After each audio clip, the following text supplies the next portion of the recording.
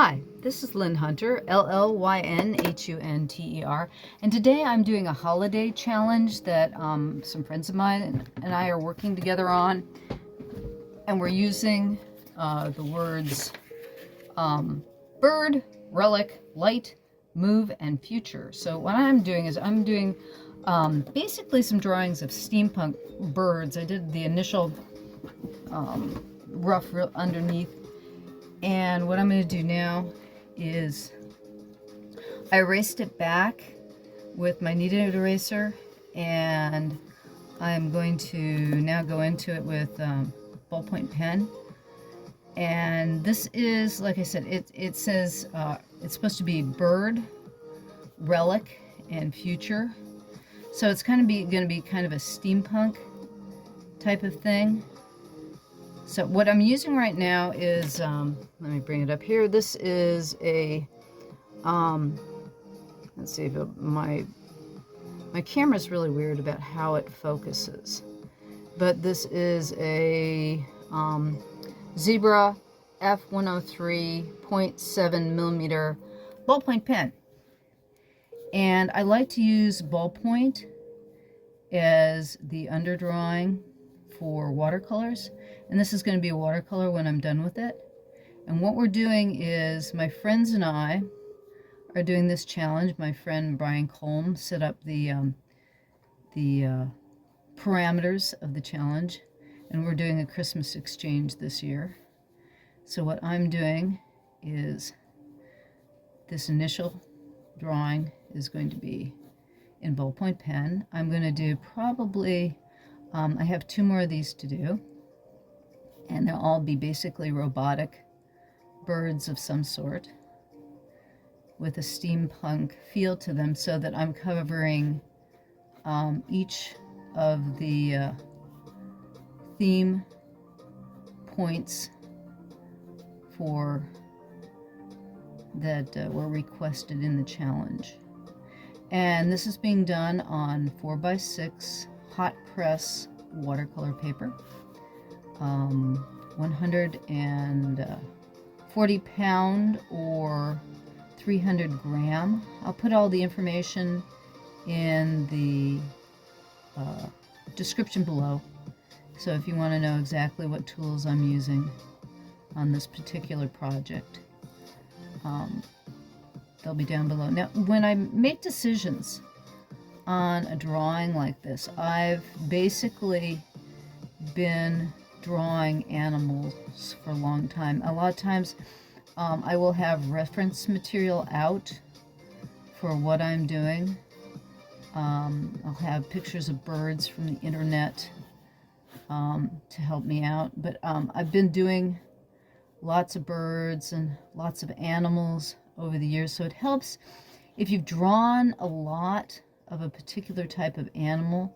You get a feeling for how to give birdiness to something per se, or give something a mammal look, or have it look like mice, how to set up feathers. So right now I'm adding in the feathers, but I'm putting little dots here for the illusion of the feathers being bolted on. And I'm going to do another to the other side, so we have its wings up on kind of like a V. And you'll notice I'm being very sketchy in the way I draw, and that's just me in general. I'm going to give it some feathers that look like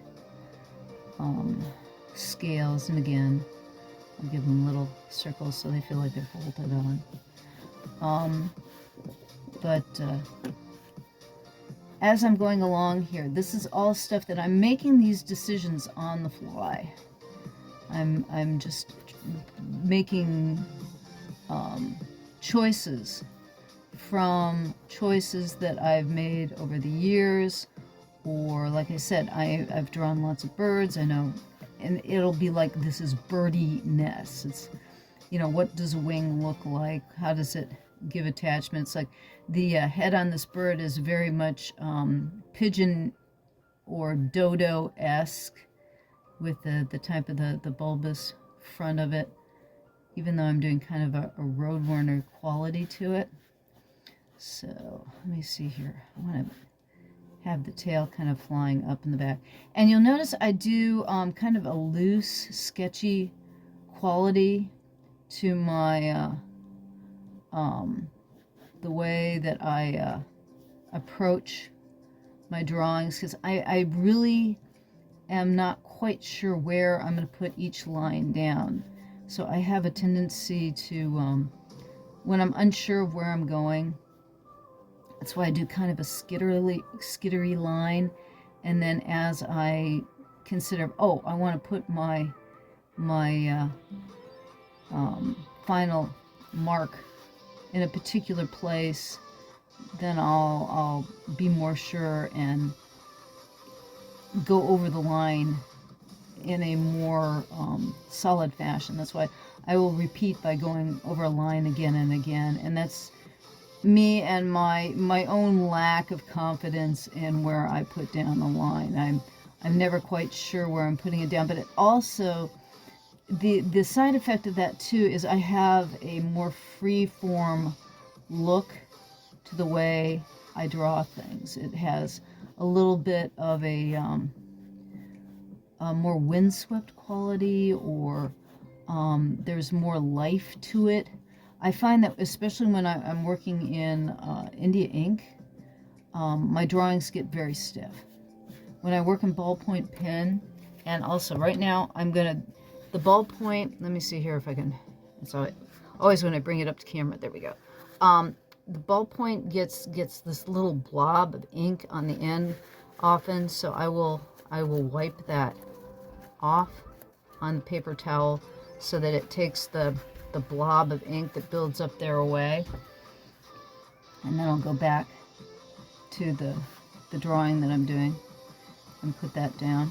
Now what I'm doing, I've got basically the base drawing on this done, and I'm doing 3 different drawings of 3 different birds, and I know that it's going to take a little bit of time for the ink to cure. It cures pretty fast. Like I said, it's ballpoint pen. Most people have used ballpoint pen, but it does take a little bit of time to cure without smearing. So I've got a slight pencil drawing underneath this drawing, so I want to wait until the pen dries a little bit more before I actually fully erase my underdrawing away.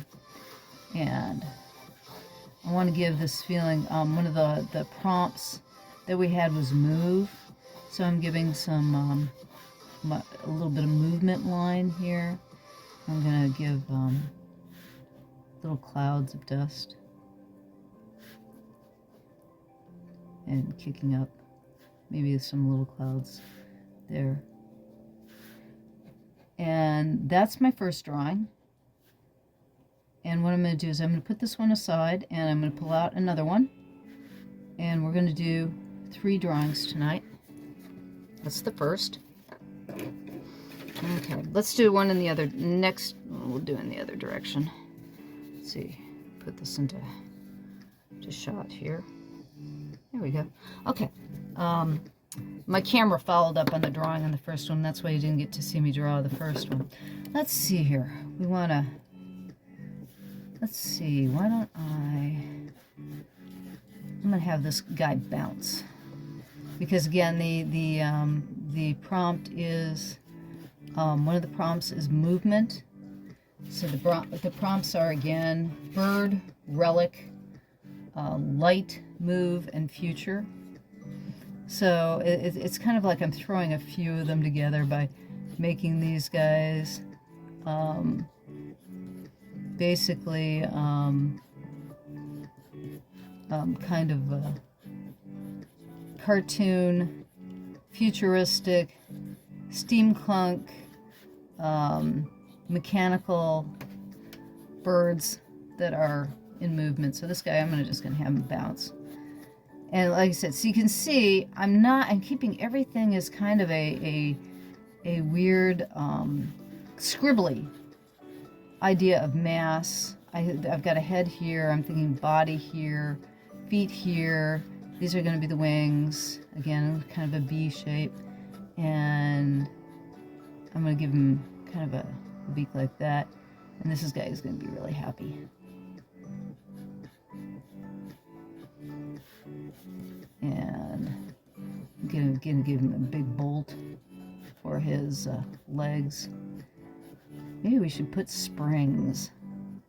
Yeah, I'm going to give him springs for his legs here somehow. Okay, and so that's my underdrawing. Now, there's a lot of graphite here. So what I want to do is I take a kneaded eraser. This is just and that's all the piece you need for a kneaded eraser, especially for a piece of size. And what I'm doing is I'm doing what I call ghosting back again. And you just ghost back the drawing so that you can barely see the underdrawing. And graphite leaves, like I said, it leaves a ghost of a drawing underneath. But that's enough for me to work on top of. And I think this time I am going to use, I'm going to use a micron pen this time.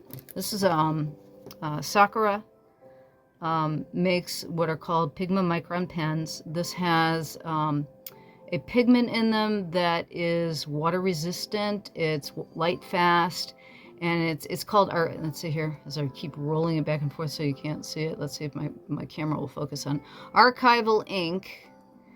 And they've kind of been a replacement for rapidograph pens. I used to use rapidograph pens long ago and far away when I was doing a lot of projects with watercolor. So you'd have India ink as your main ink underneath that would be water resistant. With the Sakura pens, they're water resistant, they're light proof, and you don't have to fill them, and you can throw them out when they no longer have any ink in them. They don't clog on you, and you don't have to constantly shake them. If you've ever used a rapidograph pen, you're always having to shake it. Okay, now we want to put some little bolts here because we got to give it the illusion that this little guy's metallic as well. So I want to put a couple of nuts and screws and things on it. And maybe we should probably give, I didn't put any cogs or anything in the last one, but because he's both futuristic. Actually, we'll put in a couple of radial antenna on him for the heck of it. But I'm putting nuts and bolts and things like that to give him kind of a futuristic look to him. So again, my prompts were bird, relic. Well, I figure all these things are they're little robots, or they're little wind-up toys, or so they're odd relics. Light, and they're all light because they can fly. Do you think I'm stretching this a bit? I only technically had to make 3 of the prompts work. So bird, move, and future is enough because they're kind of robotic. Actually, more past than future, but since I'm making this kind of a unit, and I'm going to try to make them look a little bit on the metallic side. I'm thinking maybe making them have a bronze look to them. And let's put a little gear on this one right here.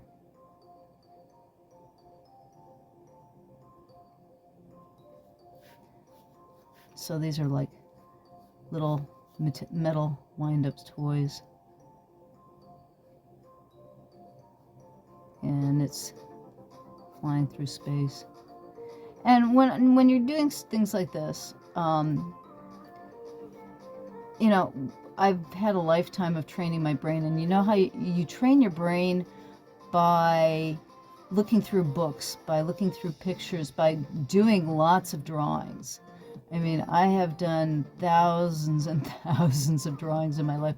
One of my favorite stories is when they Alexander Calder is a very famous artist who created the Mobile. And when he passed, somebody pointed out that they found in his barn one drawing for every year of his life. And I remember thinking to myself, only? And it's one of these things where, honestly, I'm a little bit on the older side. I'm 62. And I've done thousands, literally thousands of drawings. When you draw for storyboard, and even when you're drawing on the computer nowadays, for 11 minutes of animation, which is what you usually get when you're doing a TV series, you'll do half the show. And for 11 minutes, it's between 750 to sometimes 1,200 drawings for a storyboard. And that you have to complete in 6 weeks' time. And I've had to sometimes complete that amount of work in like 4 and 5 weeks' time. It all depends on who your employer is and what kind of deadline they're really giving you. But the one thing I can say for all my career of doing storyboarding is that I've had a lot of time drawing, and I definitely, the one thing I love to do more than anything else in this world is draw and create. And it's my main recommendation to you. Just if you really, even if you're just learning, if you're just beginning to try to learn how to draw, it's always trying to come up with that vision in your head that you want to see down on paper. And there is nothing more exciting in my book than taking the worlds that you have in your head and putting them down on paper. And you can see right now, okay, as I'm doing this, okay, this is the illusion of feathers. And what you want to do is, if you want to learn how to draw birds, literally, I mean, if you Google bird, if you Google feather, if you Google wing, and then copy that into your sketchbook, just do birds, Google bird, and just draw a bunch of birds. And don't worry about if they're the right proportion or they look just right, or if they even are good drawings when you do them. What happens is every time you do the drawing of something like a bird or an octopus, or pick an animal, a little bit of that animal stays in your brain. You figure out the shapes and the forms and how to get that creature down on paper. And by learning how to do various shapes and forms of one thing, you get to do another. I haven't ever been very good at the mechanical devices like cars and what have you. So it's like one of the things I started doing, my husband and I like to go to vintage auto races, and I treated the automobiles like sculptures. And I started drawing them like I was looking at sculpture rather than motor vehicles. And I got to really, really enjoy drawing the shapes and forms of the automobiles. And I got better at drawing cars because I just looked at it in a different way. Okay. There's our little mechanical funny bird. And what we're going to do is to give the motion, I'm just throwing down the illusion. These are like motion lines. And this has always been a thing in cartoons or comic books, is to give the illusion of motion by using directional lines. And the thing is when you're drawing things out of your imagination like this, you're putting symbols down on the paper with just a suggestion or an illusion of things that we have in reality. And that's what fantasy is all about, is combining things that we know in real life to create a fantasy. Okay, so we're done with that one. Now I've got one more to do. Let's see here, and I'll put this one in the other direction again. I'm going left, right, left, right. Let's see here. Let's line off this. Okay. And I think I'll do this one maybe in with the micron again. What do I want to do? Let's see here. I'm thinking about, I want to do flight. So, and I'm thinking the wings, this path, and throw the head up here, the neck, and the body, and the wings. And maybe give this one some engines, because it's future. So I'm going to give this little guy some jet engines.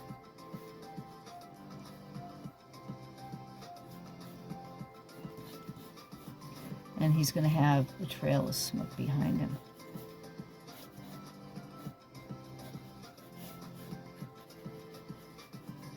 And you can see it. Here's the head, here's the body, here's the wings, and I'm just making this all a scribble. There's not much there. It's a setup of where I want to basically put things. So again, it's like a scaffolding that I put my final drawing on top of. So again, I'm just erasing the lines back so that you can barely see them.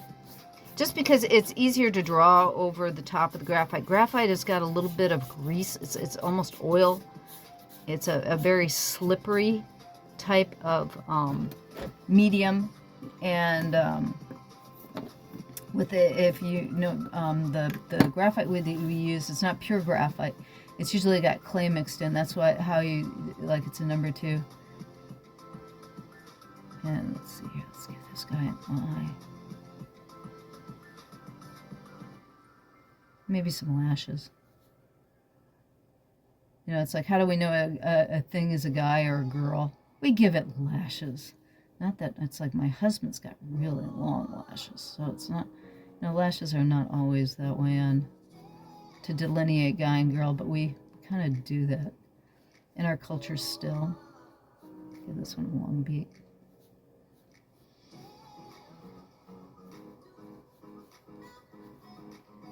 And again, I'm going to put some nuts here. Give the illusion of it being mechanical or metal or robotic. But also, when you, it's that combination of organic with mechanical. And I think on the wing here, I'm going to give it some ratchets.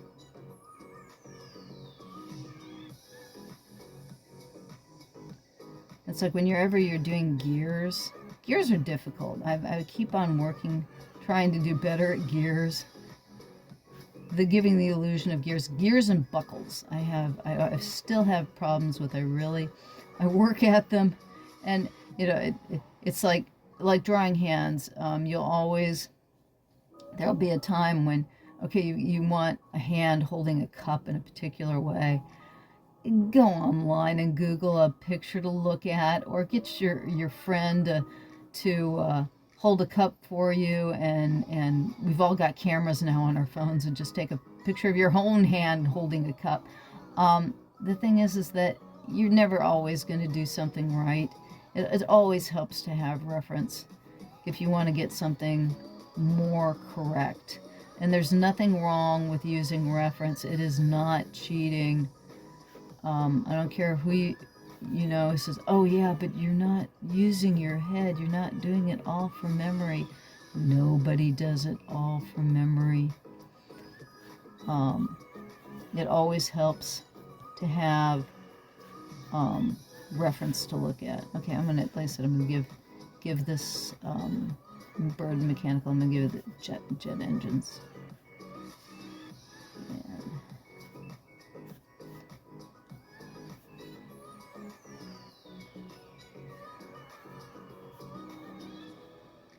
And I like screws. I like screws and nuts and bolts to make things look more mechanical.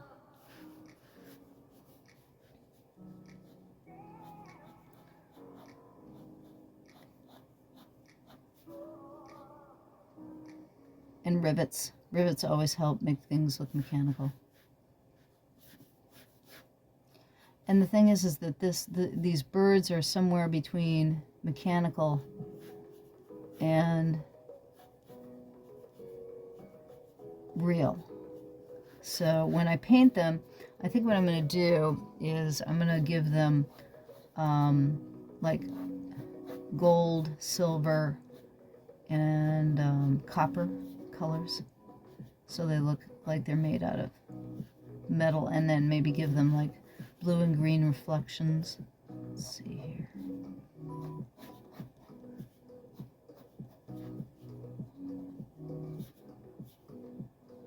Rivets coming across here. And now again, I'm keeping the drawing a little bit on the loose side. What I'm going to do is, after I get done with this one, I'm going to erase the pencil line, any residual pencil line on all of them. And then we're going to paint them in watercolor. And I'm going to go over them one last time with the pen line. And you do that because if you're working in any kind of watercolor, watercolor does have pigment in it. And so if you're, even though the pens that I'm using here are water resistant, the pigment will cover up the lines a bit. So you always want to go back in after you've done a drawing and heavy up the line just to get a little bit more definition. Let's see, I wanted to wash around that one too.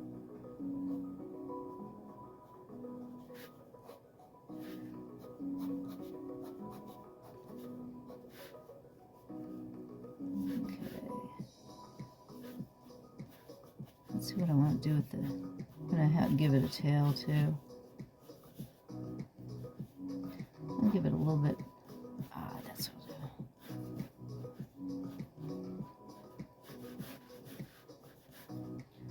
I want to give a little,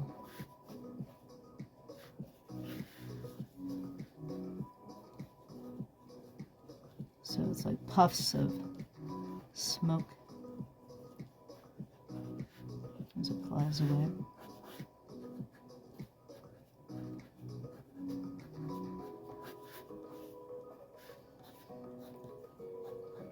So again, I'm keeping it pretty loose. I'm not as tight as I get more and more finished, I will get tighter and tighter and tighter on my drawing. It's very much like if you have ever done wood carving, using finer and finer grit sandpaper. And this is just a technique that I use. It's not, everybody has a different way of handling art. I'm not real good at putting down an exact line. I'm always not quite sure where I'm going to put what I want to put. So a lot of my work has a, starts with a bit of vagary, and then as I continue to work with it, it will gain definition. And like I said, what that does is it gives a little bit of a loose quality to what I do, but it also gives a more natural feel. Okay, so that's basically that one. I'm going to put this one aside. This one's probably the most dry. So I'm going to take my kneaded eraser again, and I'm going to clean that up.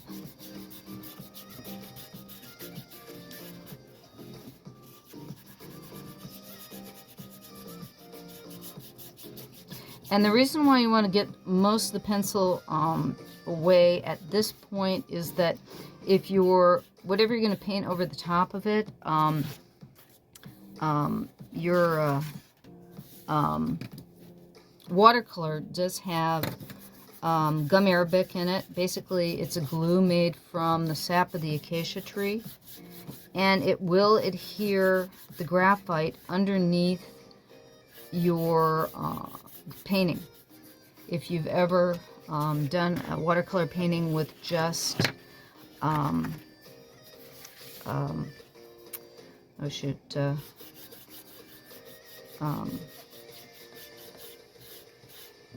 graphite with just pencil line, it will just sit there. Now let me see here. I'm trying to think how, as I realized with my camera, the way I was going to place these. Okay, I know what I'm going to do.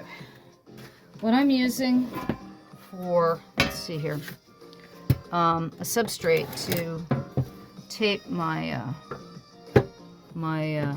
paintings to. When you are painting in watercolor, these are not on a block. Normally, if you are going to do watercolor, you're going to use either watercolor block or you'll adhere your paintings to a surface. What I'm doing is I'm using a butcher tray. This is a enamel coated butcher tray. Let's see here, so I'm gonna make sure when I paint them they're being shot. That's about right there.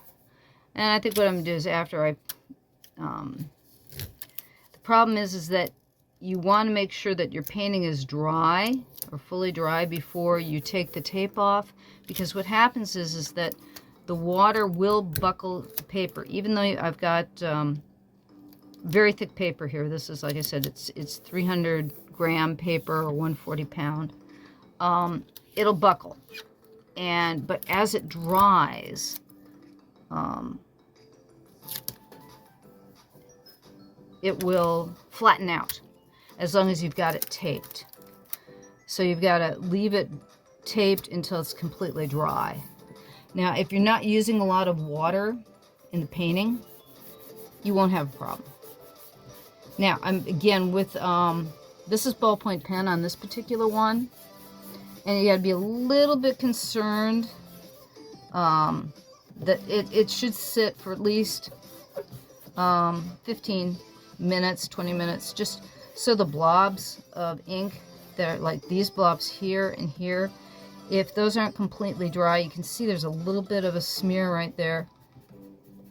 The ballpoint pen will smear a little bit. Okay. Alrighty.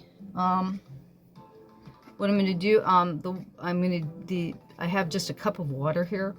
It's basically literally a cup of water. And what I'm going to do is put to the side here. Let me see if I can.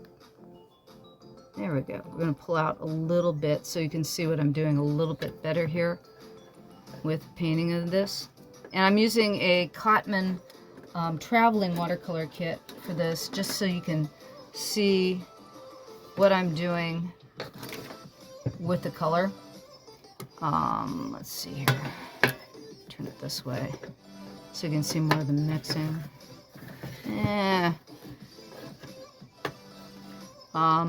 I'm a very messy painter. What that does help though is you get unusual and interesting colors on your palette when you mix things together. Okay, and I want to make this bird, I'm going to use a lot of burnt sienna and yellow in this because I'm going to make it kind of look gold. And if you're going to make something metallic, what you want to do is leave areas of white open so you have highlights. So you want to think about places where you're not going to paint. And right now, so what I'm doing there is, this is basically about a yellow ochre, and I'm mixing just a bit of burnt sienna in with it. This red is a burnt sienna. And I think I'm going to put a little bit of alizarin. Let's see this.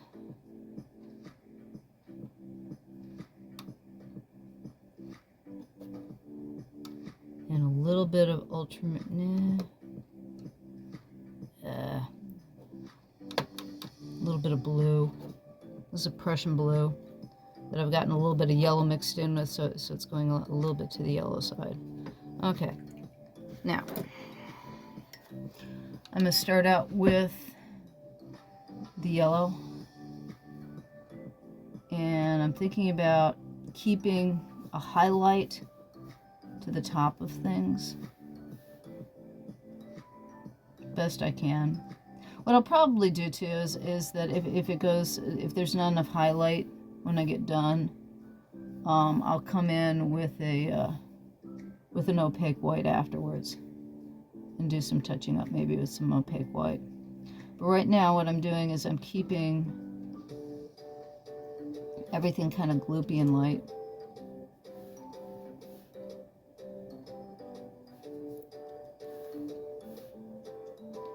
And I'm dotting things to keep, so that I know that I can get some highlights in there. This is a mid-tone. Basically the yellow that I'm laying in right now would be considered the middle color. And with all watercolor, you always want to start white and work dark.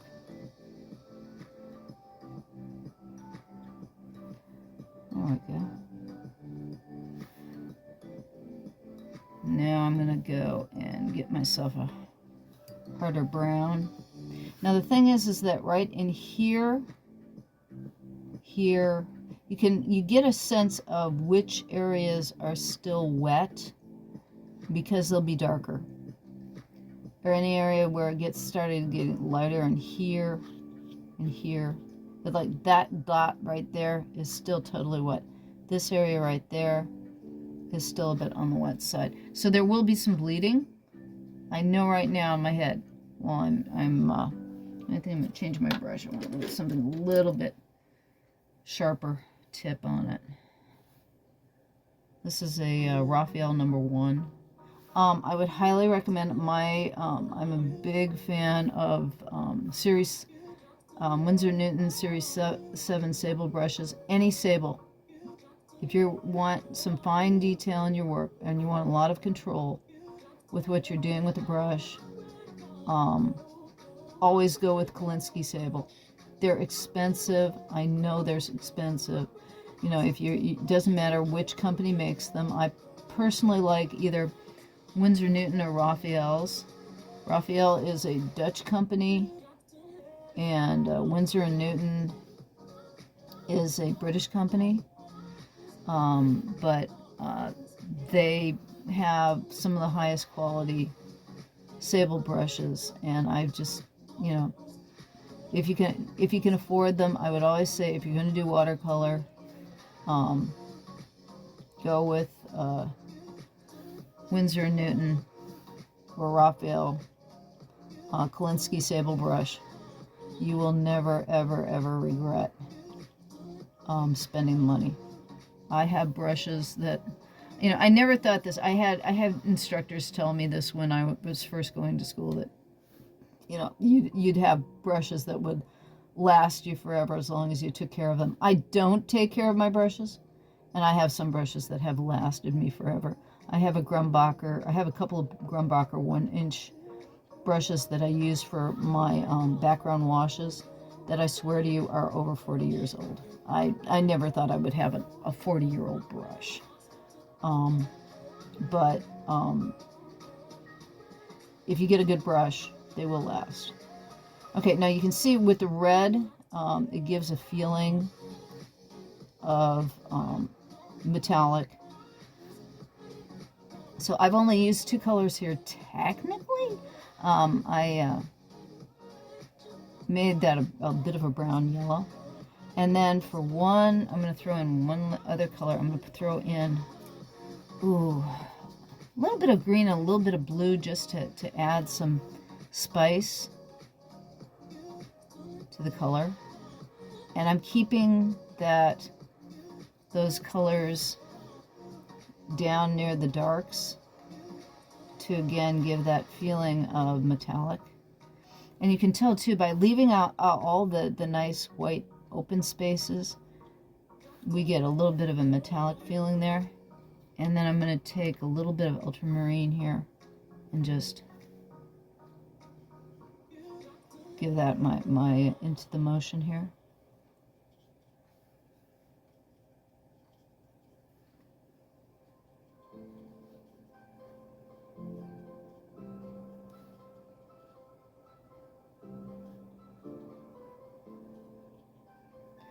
And then for just flavor and interest, I'm going to stipple in a little bit of purple in the background here. And this is just to add some interest to the entire piece.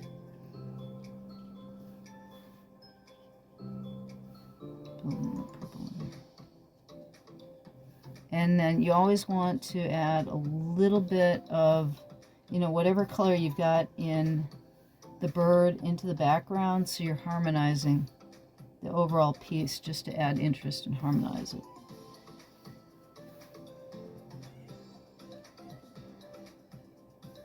Okay. And then the last thing I'm going to do is I'm going to do that eye.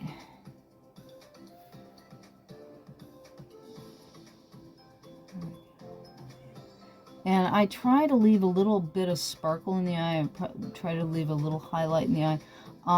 If sometimes it doesn't quite stay in there, I'll go back in afterwards and add, I'll take my X-Acto knife and I'll just pick out that white with the tip of an X-Acto knife just to give it a little bit more added interest.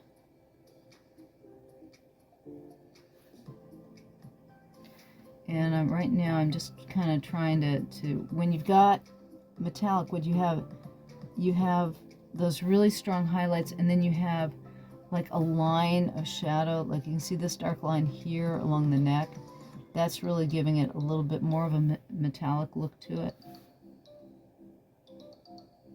I'm going to put a little bit more blue in the shadow there.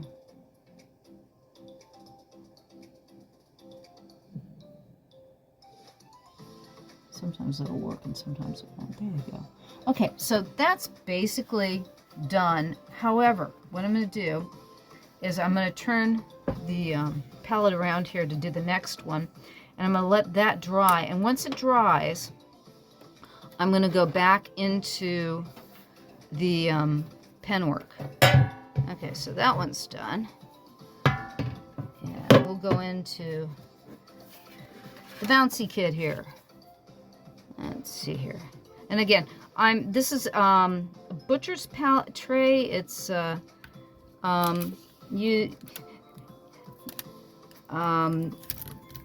got mine, believe it or not.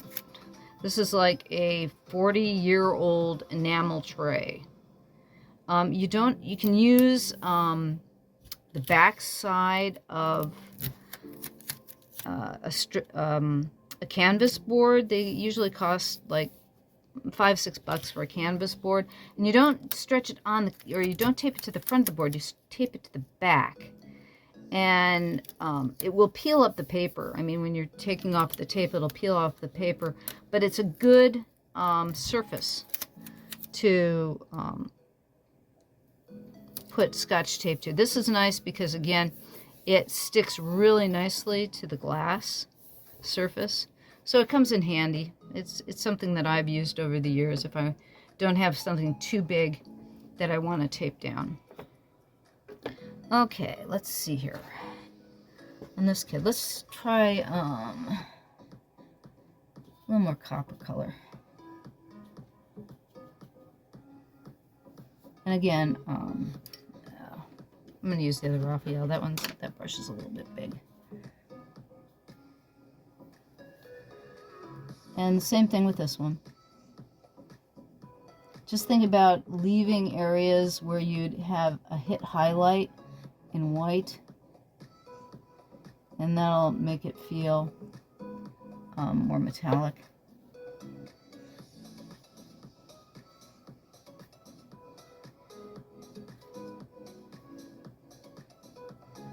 And with this one too, I'm going to use purple as my shadow color, so it feels more coppery. So it's like by not fully filling the bird's feathers with color, you get more of a feeling of reflection, like there's might be light coming off of it.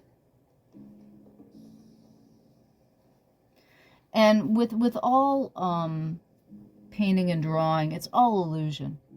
One of the things that I've always loved to say is that we're all magicians, because we're all creating not only, things out of our imagination this way, it's also creating an illusion of something that we've seen. I mean, this is a line on a two-dimensional surface.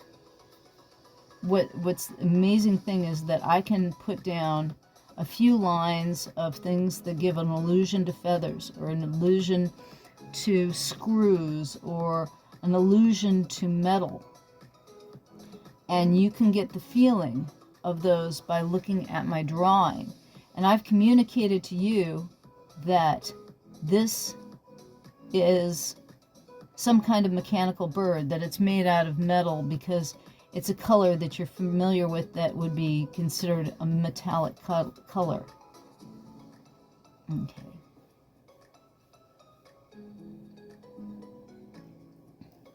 Now, you can tell how with watercolor, because I'm not using a lot of water. Everything's drying really fast on this one, but you can tell in the head here, this is all dry.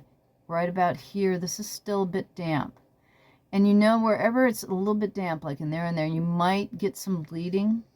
But the other thing is that it will also be less hard. Okay. Now make some purples. Purples are sometimes difficult. When you're mixing watercolors, it's always good if you can have a purple. Because purples and greens come out a little bit muddy when you're mixing them. If you get purple straight out of a tube, or a violet, that's often looks nicer than mixing, say, ultramarine and alizarin crimson, which is what I'm doing here.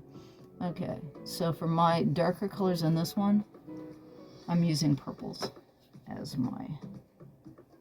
I used alizarin crimson in the last one because and this one I'm using my shadow color is more of a...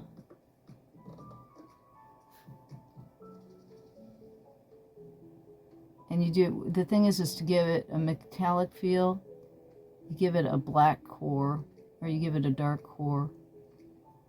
Now the problem with purples, and I always have this problem with purple, is that they go down very dark. They'll lighten up a bit, but purples are always a dangerous color to use in watercolor. You got to be really, really careful with them, and they're best if you build up, because they go down so heavy and dark. That's like that one area is going a little dark. I'm going to pull it up with my paper towel. I always have a paper towel handy. Usually I've got it in I'm right-handed, so I'll usually have my paper towel in my left hand. If you're left-handed, you might consider keeping a paper towel in your right for blotting up your errors or mistakes. It's always good to have a paper towel handy when you're working in watercolor. And that's for taking, if you put too much liquid on your brush, if you lay down a color too heavy, you can always go back in and pick it out. And, that's one of I know a lot of people have problems with watercolor because of the inability to make changes, or how it wants to control itself. And I personally like the fact that the paint does a lot of its own painting. Plus, when it dries, it will dry differently than you expect it to, which has its advantages and disadvantages. You can see with the jump, I'm throwing a little bit of purple in there. I'm throwing a little bit of copper. Now, that's a little bit, there's not enough difference in the painting. Right now we've got 2 colors going on there, and I'm finding that kind of boring. So I want to see if I can't throw a little bit of green, and I love Prussian blue. Prussian blue is a turquoise. I'll throw a little bit of that in there, just as some nice little reflections, add some interest to the color. It'll go green on me, a little bit of green, because the Prussian blue will go a little bit green. Throw a little bit of that in there. And what do I want as a color around it? I think I want some more of that. Let's throw a little orange maybe in there. There we go. Needs a little bit of yellow.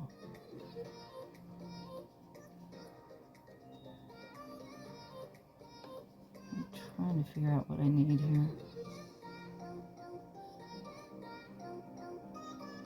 And again, I throw like these little dots and stippling and stuff in there just to add interest, add texture and color, and to make it always seems to me that it just pops a little more when you add, you know, a little bit of extra color in there.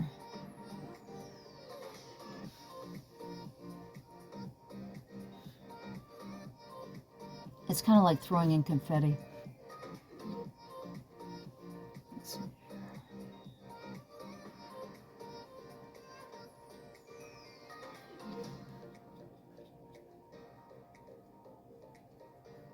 And the bird would have a little bit of reflection on it anyways, so give it a little bit of rainbow to it by throwing in a little yellow here and there. There we go.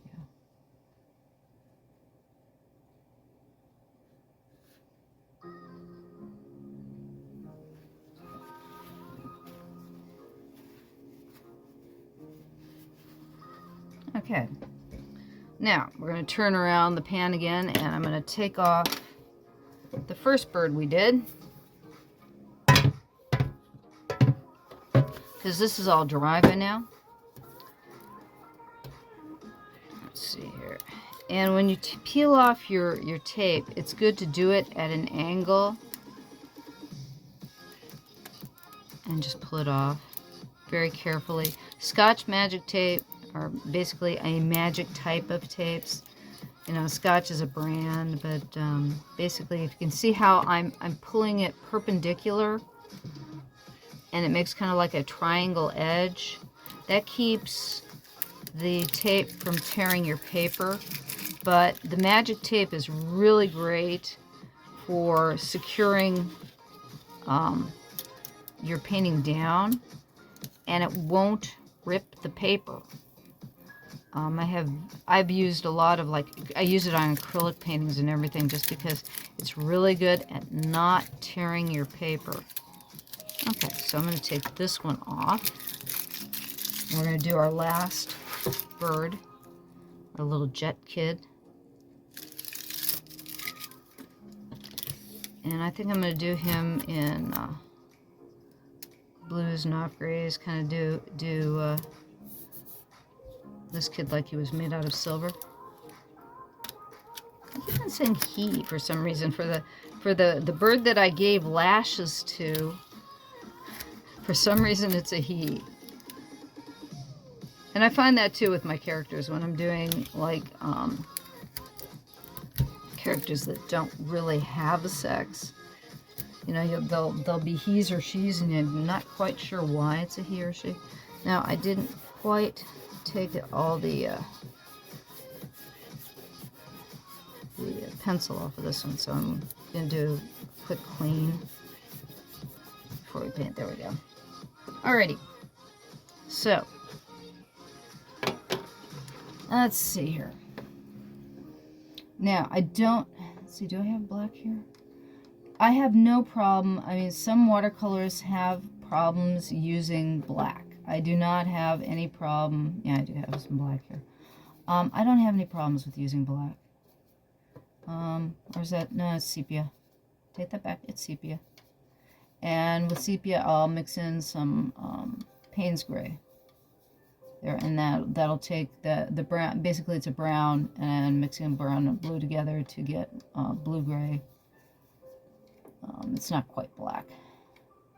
And since I'm not intending this critter to be black, I just wanted to make it kind of silver. So I'm going to use basically I'll come in with some blue too.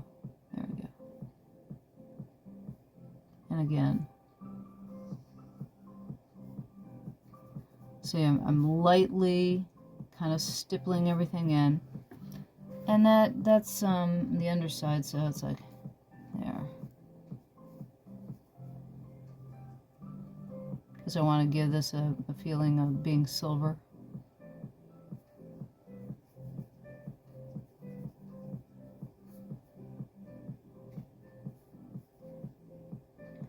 And it's like, if I really wanted to render this out like metal, I would take a lot more time to make sure that I was getting the reflections in and giving a feeling. It's like watercolor initially was, when it was first created, was used a lot like markers are today, because they would be used as a design tool. Because you could quickly lay down color and experiment with color without waiting for things to dry. If you were using yellow, or you were using, oil painting, or oil paint, or casings, or a lot of the other paints that were available, it would take a while to dry. So if you were like designing furniture, or you were designing fashion or what have you, watercolors would be used. And people decided that, or if you wanted to do an oil painting and you wanted to give it, you wanted to see what types of colors would work together before you did an oil painting, you do a watercolor piece first. And the thing is that it came into its own as a painting medium because of that. But it's so fast. I mean, it's like, you can tell right now. I mean, when we get done here, I will not have spent an hour with you showing you how to do 3 separate paintings. It's a very fast medium. You don't have to invest a lot of time in it, and you can get amazing results. And it's also, it also gives you an opportunity to play with color in ways that you may have never thought of doing. My attitude is, if you're uncomfortable with doing watercolor, just do lots of them. Do lots of little ones like this. Look, see what I've accomplished, or what we've accomplished together in this short period of time. So this guy is just blues and grays at the moment. And I think I'll throw some pinks. Let me see, I got some lizard and critters in here. As my paint goes off camera. My apologies. And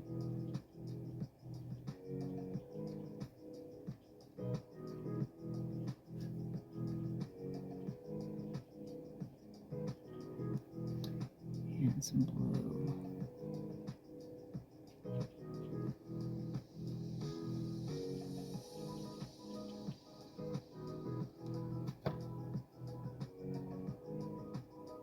And by putting that core, see the way I put the core down the center here? But all of a sudden you get this real metallic feel for, you know, just this little bit of dabbing. So it feels like you've got lots of highlights. By using the 2 extremes, using the light and the dark, you get an illusion of metal.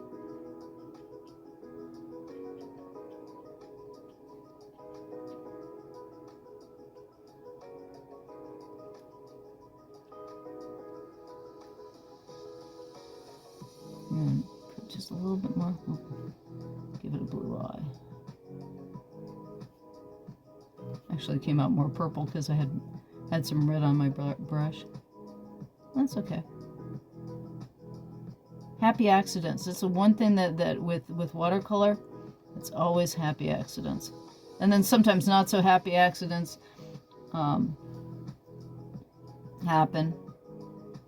But for the most part with watercolor, there's always a way to fix things.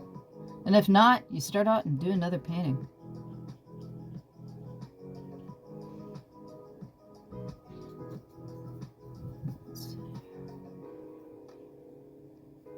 Trying to get a purple. There we go.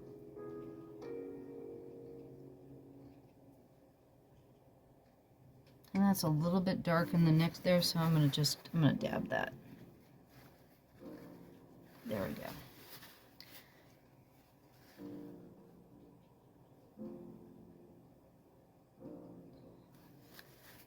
And again, I think it's probably going to dry a lot lighter than I expect it to. And I really want to get some blue. There we go, there's my purple. A little bit of ultramarine in there.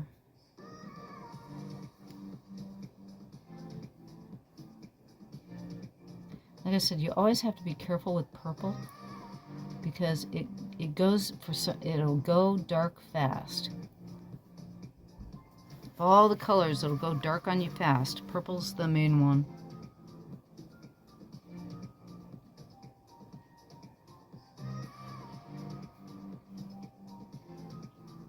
And again, I'm throwing in purple into here just to get some harmonizing going on so that everything feels like it's connecting.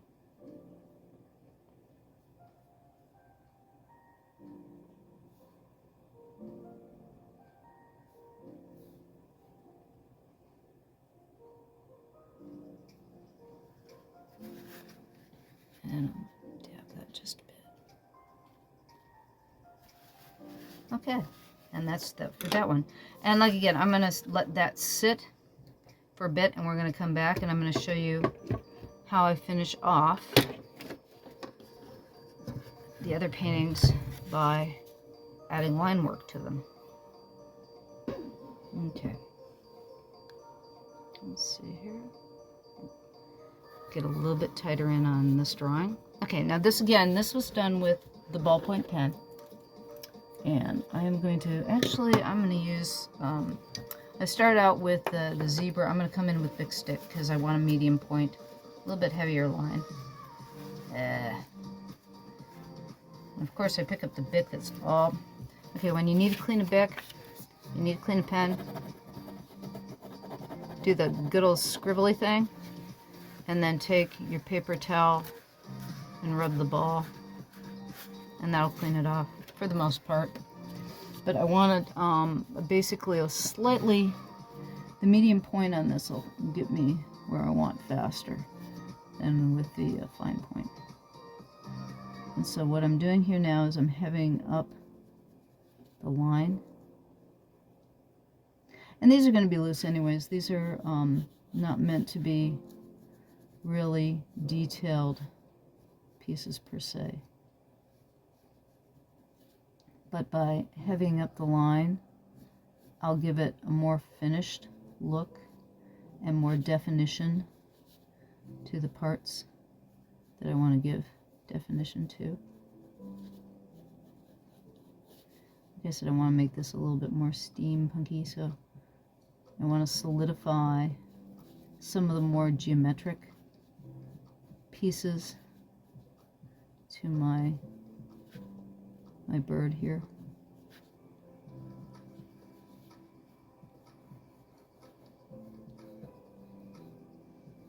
Maybe. There we go.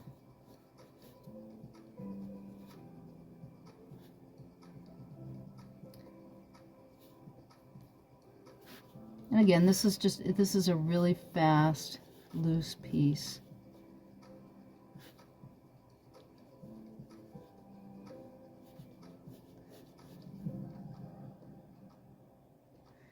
And like I said, when you're trying to do something quickly, sometimes things will happen that you aren't expecting to, just because you don't have time to be concerned. You don't have time to detail up the things you'd really like to detail up. Like I said, some of my work can be super, super detailed and picky, and everything is in its place, and every line is just so. And they take a long time to produce, and sometimes the results, again, will be tighter than what I really wanted it to be. And sometimes the pieces that I don't spend any time at all on are some of the best pieces I do. And you'll surprise yourself, especially when you've done a piece of work. And again, my big pen, that's what big sticks do. They kind of, the ink will back up on the ball. So occasionally wiping them off is a good thing to do.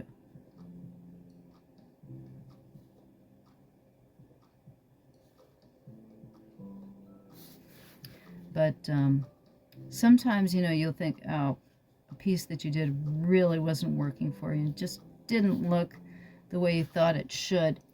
And you'll go back several days later and you'll look at it and go, wow, that piece I did was so much better than I expected it to be. And usually it really does happen that way. You're trying to get something to work so desperately while you're working on it, and you'll think, oh my Lord, this just isn't turning out the way I wanted it to turn out. And then you come back a day or two later, and that thing that you thought was really badly done is a lot better than you thought it was. Sometimes you'll look at a piece and go, yeah, it really was as bad as I thought it was. But that usually isn't the case. More often than not. Pieces will end up better than you thought they were. Because when you're in the middle of things, you're focusing on very specific things that you want to see happen. And when they're not happening the way you want them to happen, it just, everything feels like it's falling apart. And you'll come back, like I said, you know, a day or two after. That's also why what's really good, if you can always, if you're working on a piece and you can leave it alone for a day or two and then come back to it to finish it, is always a good thing too, because you can look at it with fresh eyes. Or leave it alone overnight is always a good thing to do. Okay. And I'm adding to the stuff in the background there. Again, and a lot of this stuff I'm adding just for interest's sake. Okay, so that's our number one piece.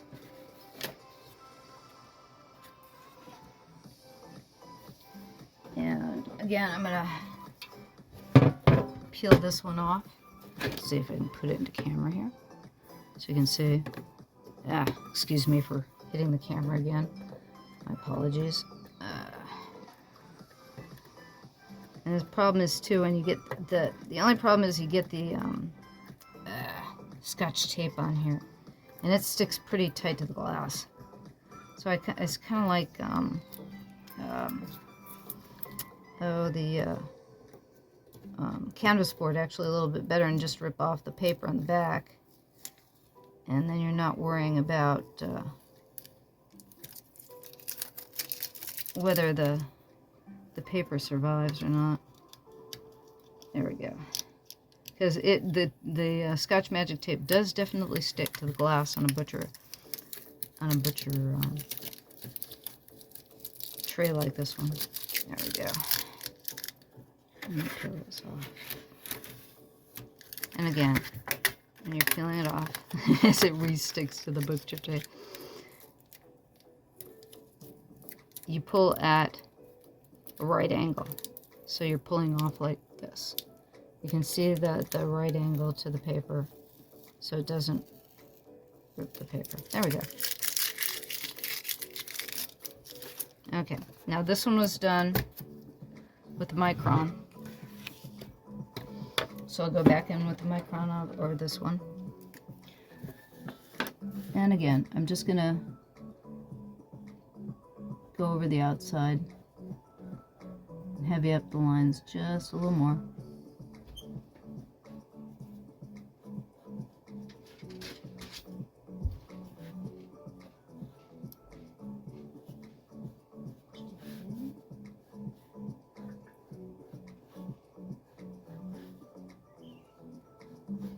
And I'm adding lines here just to thicken it up. Maybe these antennas. Thicken up those lines on the antennas. And it's not as bad on this one because, again, I didn't use a lot of watercolor on this particular piece. So I'm just... the heavier lines will make everything stand out just a little more.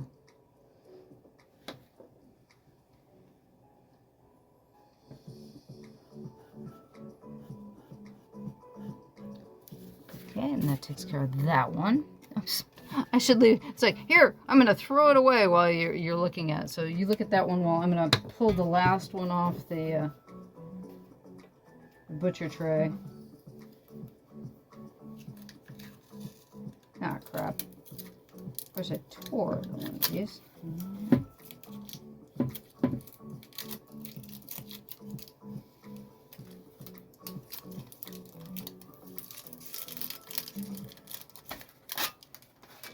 Okie doke. And we have our jet piece. Last jet piece here.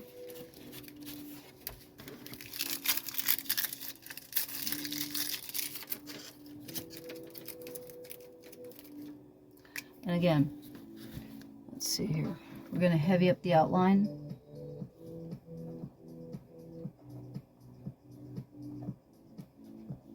And so that nice skittery line is still underneath there. But again, this just helps define everything. Now I could have done just a really straight defined line to begin with. And I've done that too. You could be nice and clean and give just a nice clean black coloring book-like outline. And that would be as fine as well. And it's just a matter of style. Which do you like? Do you like everything nice and clean and defined?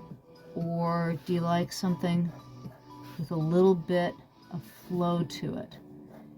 And there's no right or wrong to it. It's just what you like and what you want.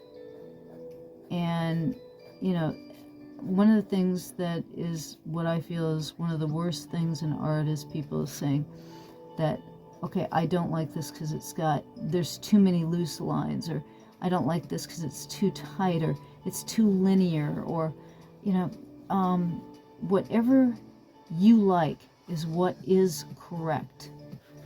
Don't let anybody tell you what a good or a bad drawing is, because every drawing has good qualities to it. Most drawings have bad qualities to them. There are good things and bad things in a piece. There are things that you can improve on. There are things that you would save. There are things that you would throw away. And it's not a matter of what's good and bad. It's what you like. And don't let anybody else tell you what a good or a bad drawing is. Because if you drew something and you enjoyed drawing it and you enjoyed sharing it, that's a good drawing. And there are ways that you might want to change it. There are ways that you might want to improve on your drawing for balance or tone or what have you. But if you're drawing, that's a good drawing, period. Just draw. Just draw and make art and enjoy yourself, because this is fun. This is so much fun. This is play. And as far as I'm concerned, it's something that no one should ever, ever give up. And they should enjoy and have fun And I hope you've had fun watching me. I have had fun talking to you while I've created these pieces. And I hope that I've given you some ideas of what you can do the next time you create art. And please come again and join me next week. I will have another video up just for you. Thank you very much for stopping by. My name is Llyn Hunter, L-L-Y-N-H-U-N-T-E-R. Please subscribe to my channel, like the video, leave a comment, and come back next week. I will be here for you. Okay? Have fun drawing.